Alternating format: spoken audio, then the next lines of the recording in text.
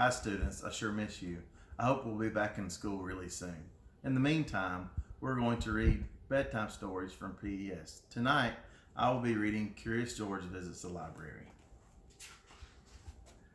This is George. He was a good little monkey and always very curious.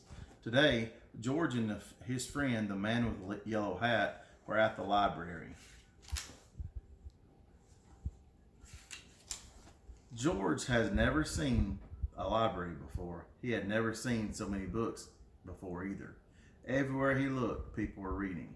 But people read quietly to themselves. But in the children's room, the librarian was reading aloud. It was story hour. George loved stories. He sat down with a group of children to listen. The librarian was reading a book about a bunny. George liked bunnies. Behind the librarian was a book about a dinosaur. George liked dinosaurs even more. He hoped she would read it next. But the librarian read a book about a train. George tried to sit quietly and wait for the dinosaur book to be read, but sometimes it is hard for a little monkey to be patient.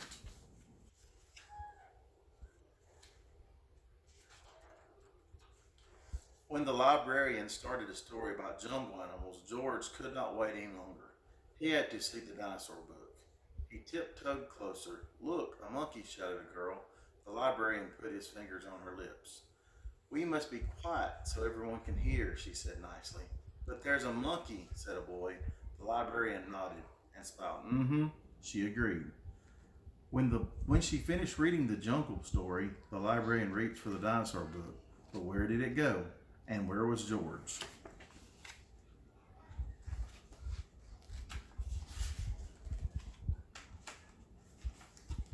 George was all ready to take the dinosaur book home and read it, and his friends, when another caught his eye. This book was about trucks. George wanted to take it home too. And there was a book about elephants. George loved elephants. He added to his pile. George found so many good books, he soon had more than he could carry.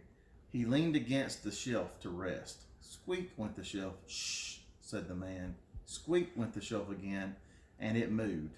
Why, it wasn't really a shelf after all. George had found a special cart for carrying books. What luck! Now George could carry all the books he wanted.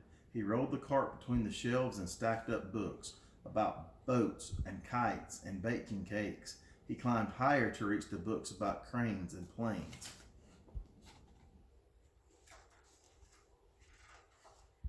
At last, George had all the books he could handle. He couldn't wait to head home and start reading. And right in the front of him was a ramp leading to the door. George was curious. Could he roll the cart all the way home? Down the ramp went George. The cart rolled faster and faster. "Stop," the librarian volunteer shouted. "Come back here with my cart." But George was too excited to listen. The cart was picking up speed, and George was having fun. Until crash, George and the cart ran smack into the shelf of encyclopedias. Books flew in the air, and so did George. He landed on a big pile of books between O and P.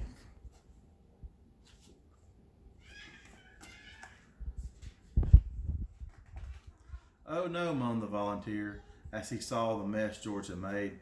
"How am I going to put all these books back up?" "I'd like to borrow this one," said the boy from Story Hour. "And I'll take this one," said the girl. With the help from George and the children, the books were sorted in no time. Soon there had just a small pile of George's favorite books left.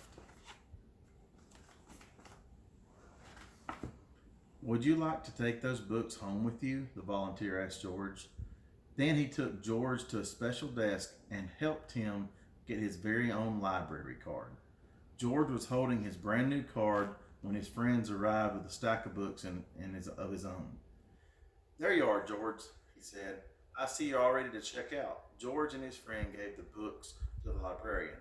She smiled when she saw George's pile. "I was wondering where there was a dinosaur book went, she said, that was one of my favorites too. The librarian stamped the books and handed them back to George.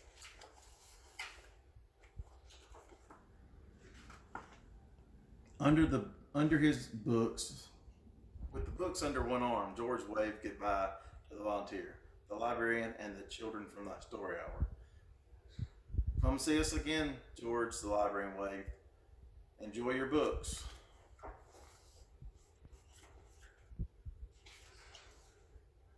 And he did. The end.